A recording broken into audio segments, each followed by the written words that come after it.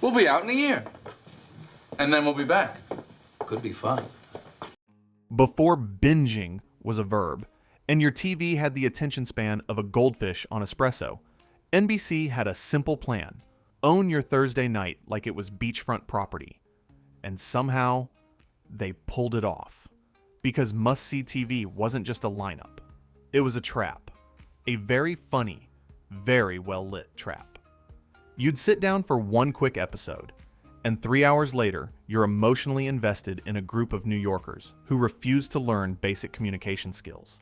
A psychiatrist who treats minor inconvenience like Greek tragedy, and a hospital where nobody has ever once enjoyed a peaceful shift. The wild part is how NBC got you to stay. They didn't just air shows, they ran stunts. Scheduling stunts, branding stunts. Let's do this live and pray stunts. The kind of bold moves that should have face planted, but instead became the blueprint for modern television domination. So let's count down the 10 wildest stunts from NBC's must-see TV era that totally worked.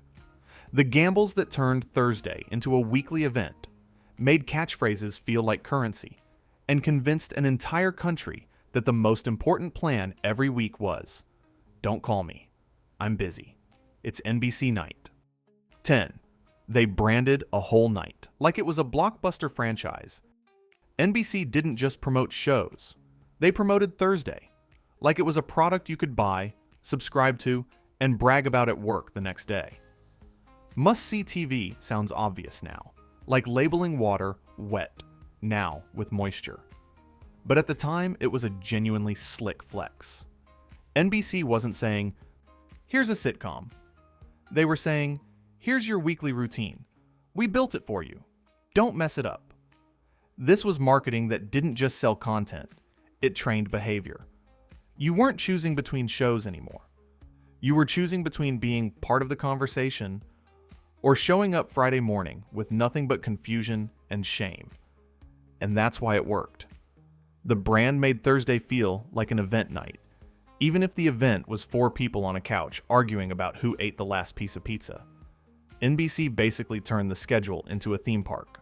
Once you entered, the exits were hard to find, and the gift shop was just more sitcoms. It also gave NBC a way to make new shows feel important immediately. If it's in the must-see block, it must be good, right? That label was a cheat code.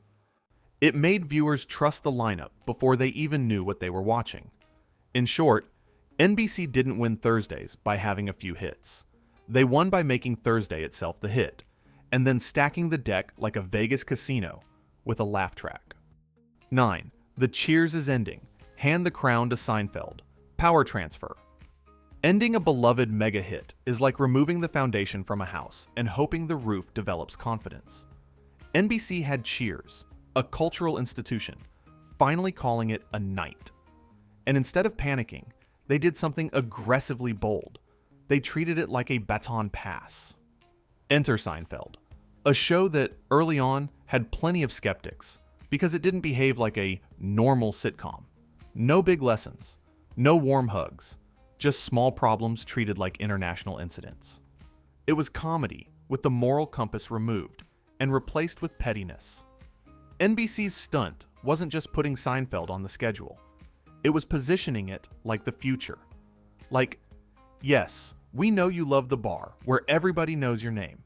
Now please enjoy these 4 people who would absolutely ignore you if they did know your name. That's a risky emotional trade. Viewers get attached to comfort. Cheers was comfort food. Seinfeld was a spite smoothie. But NBC bet that audiences were ready for sharper, weirder, more character-driven comedy. And they were right. And once Seinfeld became the anchor, it created gravitational pull. People didn't tune in for a show. They tuned in for the night, and Seinfeld became the center of the solar system. Everything around it benefited from the habit.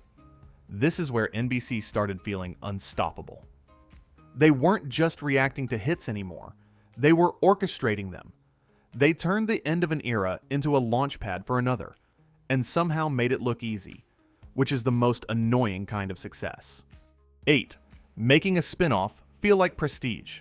Frasier didn't just survive. It thrived. Spin-offs have a reputation. They're the TV equivalent of, we still had leftover ingredients, so we made a casserole. Sometimes delicious, sometimes regret. NBC's stunt with Frasier was treating a spin-off like it wasn't a consolation prize. They positioned it as something sharper and classier, almost like must-see TV needed a show that could sip sherry and judge you silently. The gamble here was real. Frasier came from Cheers, but it wasn't trying to be Cheers 2.0. It was a different vibe, more refined, more neurotic, more, this argument about a chair is going to last 12 minutes and somehow win an award. That difference could have been a problem. Viewers like familiarity. Yet NBC bet that if the writing was strong enough and the character work was rich enough, people would follow, even if the jokes shifted from barroom banter to opera tickets and emotional constipation. And it worked because Frasier didn't lean on nostalgia as a crutch. It was its own machine. You didn't have to know Cheers to get it. You just had to understand that some people are so dramatic, they can turn ordering dinner into a psychological thriller. For NBC, Frasier was proof that the must-see engine could do more than crank out broad hits. It could support a show with a slightly smarter edge and still pull huge audiences. That variety made the block feel unbeatable. You got big laughs, warm laughs, clever laughs, and wow, these people need therapy laughs, all without touching the remote. NBC didn't just launch a spin-off. They turned it into a pillar. And that's the trick.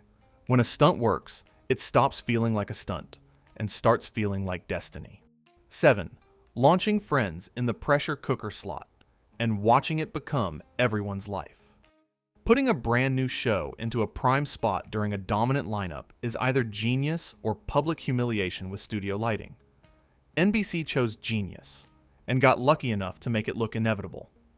The stunt. Debuting Friends in the middle of the must-see ecosystem, where the audience was already present, already trained, already in the habit of staying put.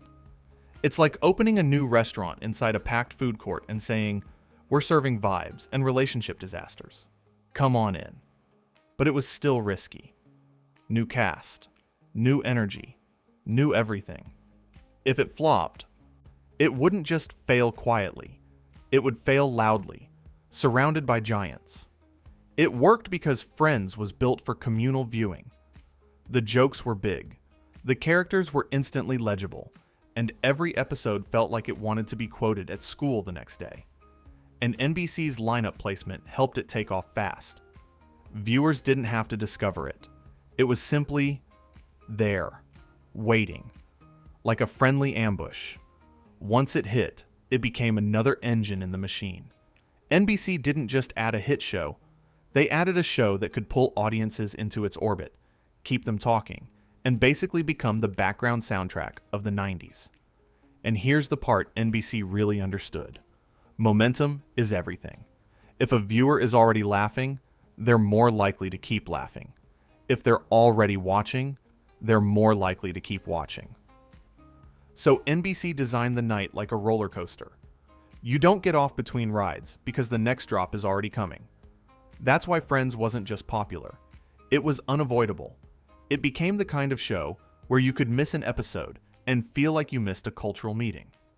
And NBC didn't just benefit from it. They manufactured the conditions for it to explode. 6. Ending the comedy party with a drama that made you forget to blink. ER at 10 p.m. Most networks would hesitate to place a serious drama right after hours of comedy. NBC said, what if you laughed for 2 hours, then we emotionally body slammed you into a hospital corridor? That was the stunt. Comedy block. High-intensity medical drama at 10 p.m., turning the last hour of Thursday into something you couldn't casually half-watch. ER didn't let you fold laundry. ER didn't let you snack peacefully. ER made you feel like you needed a medical degree just to keep up. And somehow, it worked perfectly. Because NBC wasn't treating Thursday like separate shows. They were treating it like a full evening experience. Comedy warmed you up, kept you comfortable, built the habit. Then ER delivered urgency and stakes, so you ended the night feeling like you saw something important. This was brilliant scheduling psychology. If you leave viewers on a high, they remember the night as stronger. And ER gave NBC a prestige capstone. It wasn't just the sitcom night. It was the night that has everything. The risk, of course, is whiplash. People might bail when the mood changes, but NBC had already trained viewers to stay.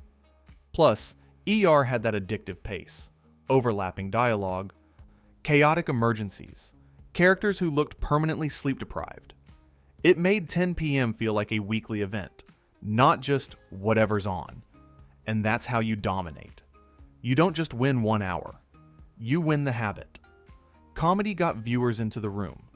ER kept them there and gave them a reason to talk about it after. NBC figured out that must-see wasn't just about laughs. It was about urgency. And nothing says urgency like a hospital where the drama is always on life support, but somehow never dies. 5. Shuffling friends, like a chess piece, until it became a weapon. Once you have a hit, you can do one of two things: protect it like a fragile heirloom, or use it like a battering ram. NBC chose the battering ram.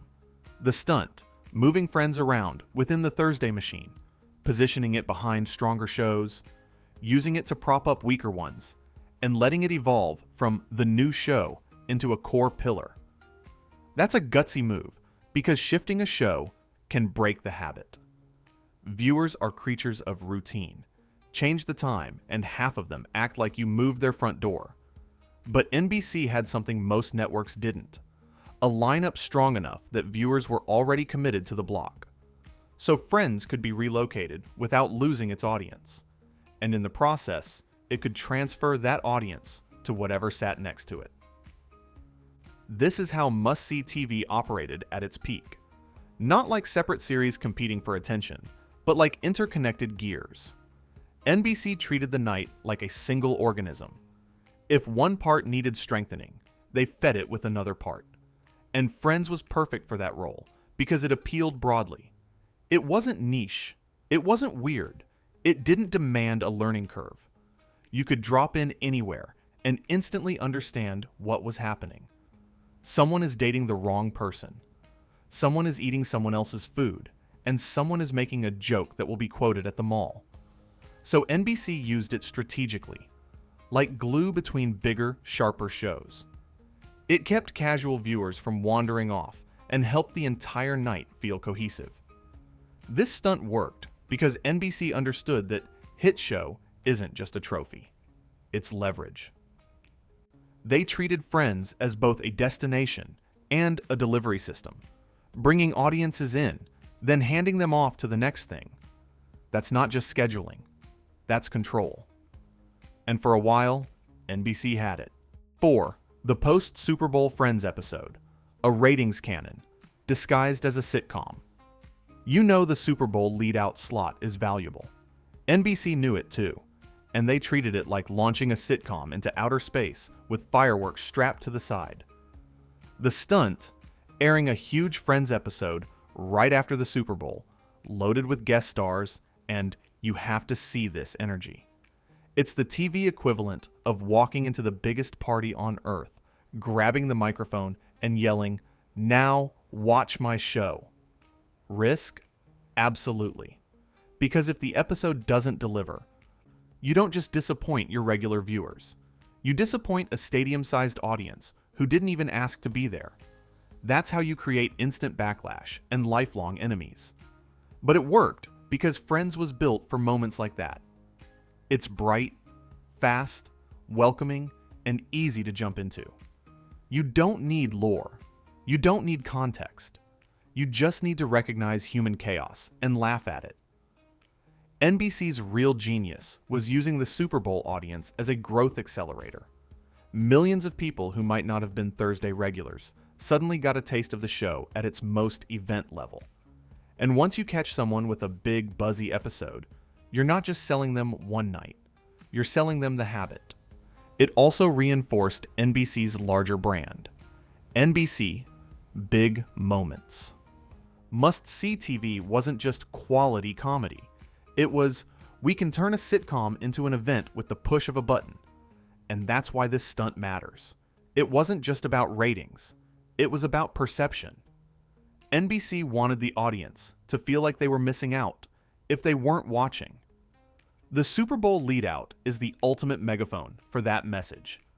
You watched football. Now you're watching Friends. Welcome to NBC.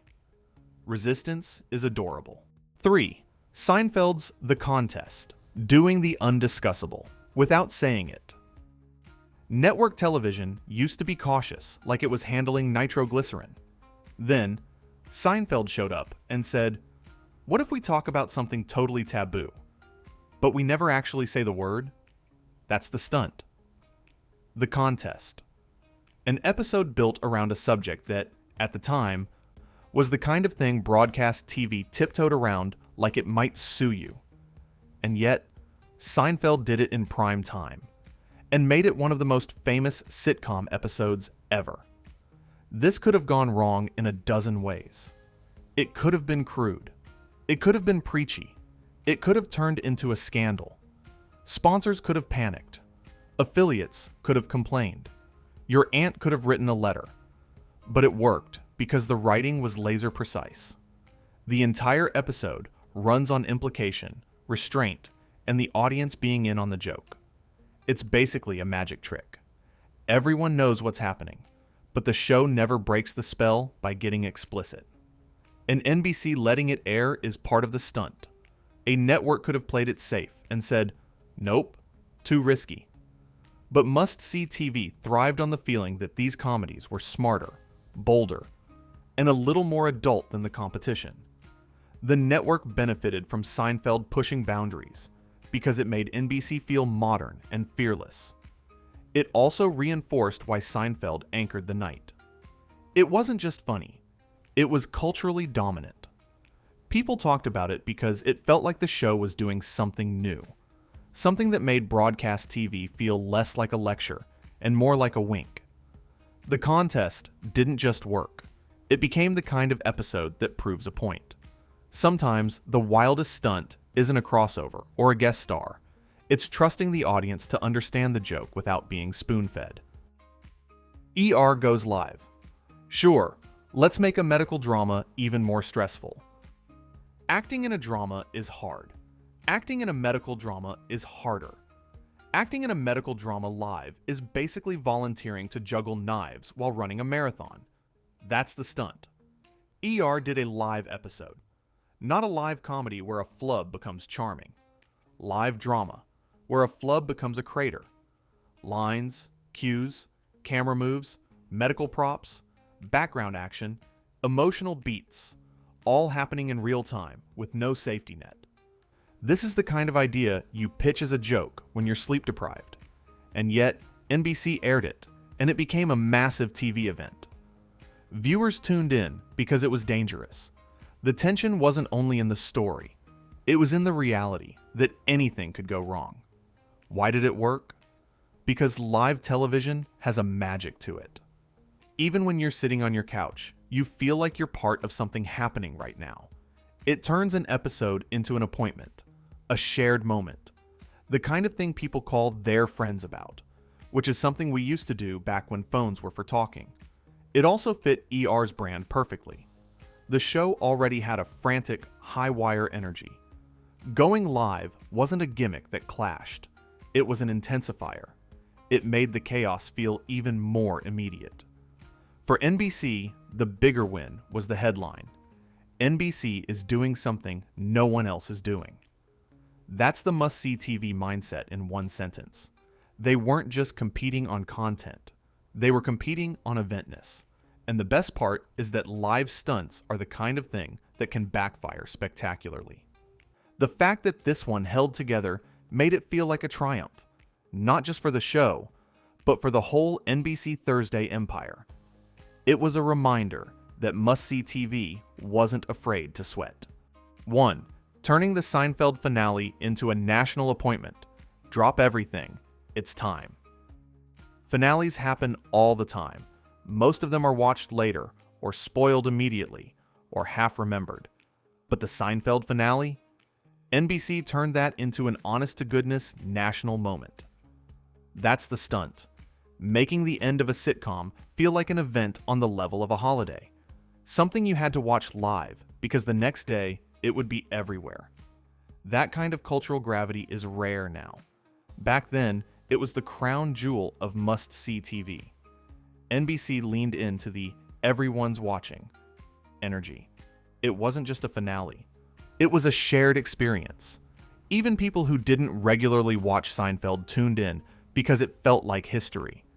And because no one wanted to be the only person at school or work who couldn't contribute to the post-finale debate. And here's why it really worked as a stunt. It validated the entire must-see strategy. The finale wasn't just about closing a series. It was the ultimate proof that NBC had trained an audience to show up. Week after week, year after year, Thursday night wasn't optional. It was ritual. The risk in finales is that you can't please everyone. And whether people loved it or argued about it forever, the important part for NBC was this.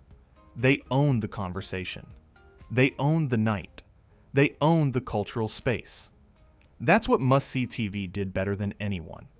It made television feel communal. You weren't just watching a show. You were participating in a shared schedule. When the Seinfeld finale hit, it wasn't just a series ending. It was NBC taking a bow. Like, yes, we did this. We ruled Thursday. And for a few glorious years, you planned your life around us. Honestly, kind of rude, but also impressive. Conclusion. The real stunt was making Thursday night feel like a life choice. Looking back, the funniest thing about must-see TV is how confidently NBC treated your free time like it belonged to them. Not in a sinister way, more like a cheerful sitcom-y hostage situation where the ransom was laughter.